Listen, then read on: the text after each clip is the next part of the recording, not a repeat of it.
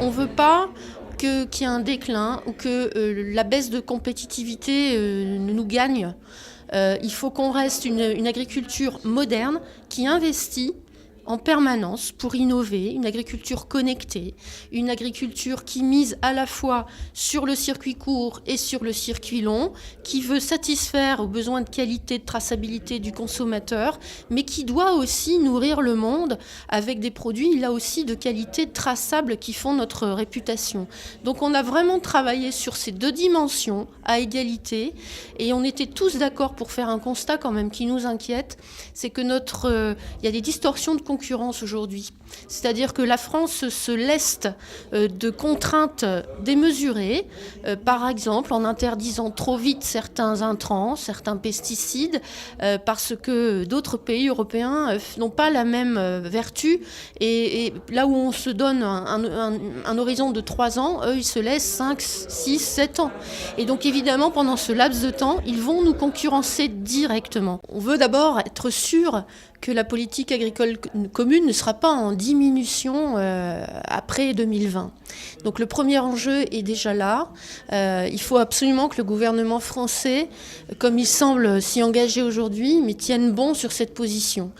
Parce qu'on est aujourd'hui très demandeur de fonds pour moderniser notre économie agricole et on est encore en pleine mutation. Les exploitations agricoles ont besoin à la fois du premier pilier pour vivre, mais aussi d'un second pilier dont la région est responsable et qui sert aux investissements productifs pour moderniser l'agriculture. Il y a un enjeu bien sûr économique, d'emploi, mais il y a aussi un enjeu d'aménagement du territoire, de notre territoire rural, et puis un enjeu tout simplement d'environnement et un enjeu sociétal. Donc le premier enjeu, il est très général, mais il est bel et bien là. On espère que le président de la République va tenir bon jusqu'au bout.